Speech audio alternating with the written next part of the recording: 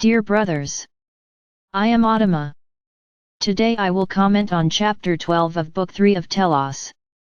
In this chapter there is not much to comment, there is something to guide.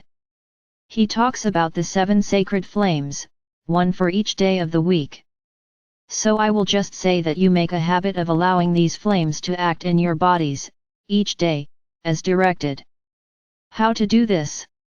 I imagine that each of you, at this stage of your journey, has created the habit of meditating in the morning and at night, before going to sleep.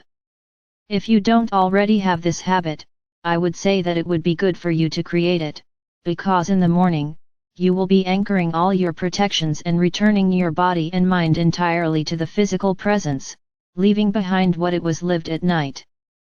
At night before going to sleep, it is important, because you prepare the protection of your souls, so that all the work that has to be done does not have any type of problem.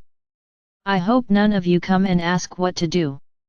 At this point in the journey this question can no longer be asked. Each of you would already have a small routine of meditations to be done, protections to be activated. There is no recipe. There is no such thing as ready-made. Everything needs to come from the heart. And when I talk about meditations, this is also up to each person, because a heart full of light and making affirmations is better than an extremely agitated mind trying to do a meditation. You need to be aware that you need to dominate your minds, you need to calm your minds. I'm going to teach you a little exercise here. An easy and simple exercise, but over time it will help you learn to calm your mind. Light a candle. No, you will not offer this candle to anyone. It is just a lit candle. Which candle? Any of them. And keep doing the exercise.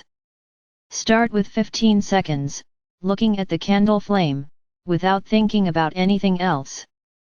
If a thought comes, the next day, you repeat the 15 seconds.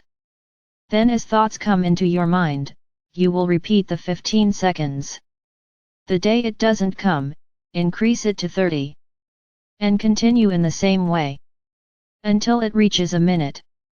It's a long exercise for many of you, but I guarantee, you will teach your mind to calm down, to create the habit of mentally looking at a candle, and the brain will know, it's time to stop.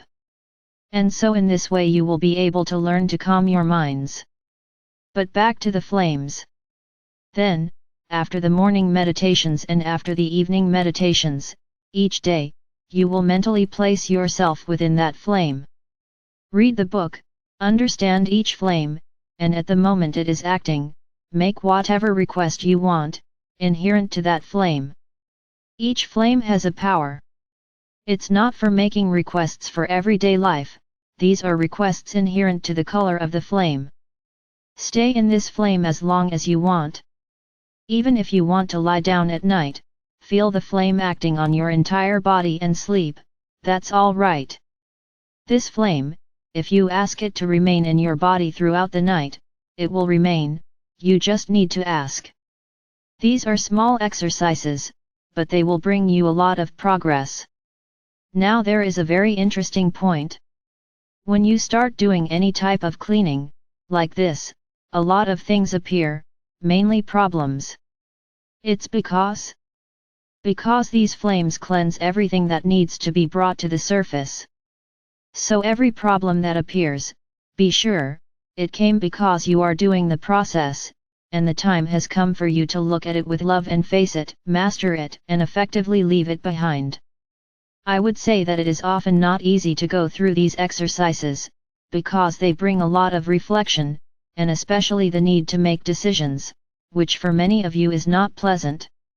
Because you keep procrastinating, always thinking that tomorrow will be better than today, and you never do what needs to be done. I just tell you, the more you procrastinate, the more intense what will come will be. So I advise each of you to look at the problem the moment it appears. I guarantee you, it will be easier to resolve it.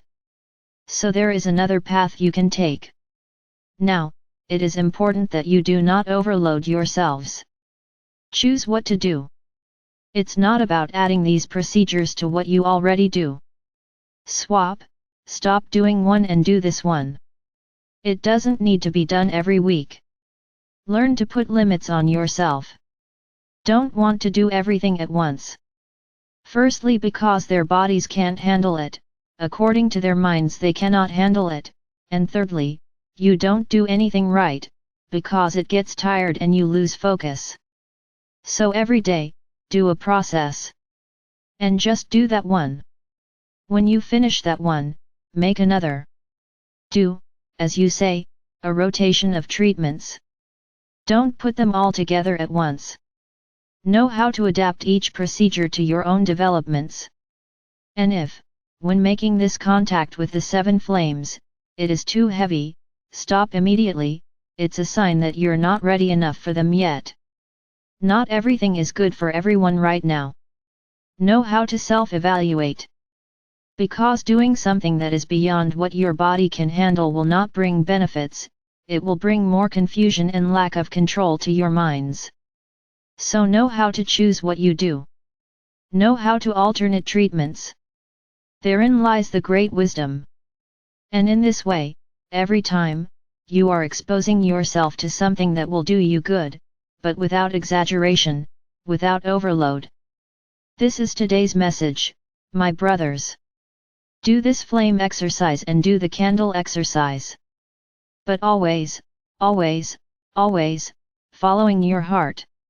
Not because I said it, not because the other person said it, but simply because his heart asked. Your heart said, just one word, yes. Then you can be sure, it is the right time, to do what you want to do.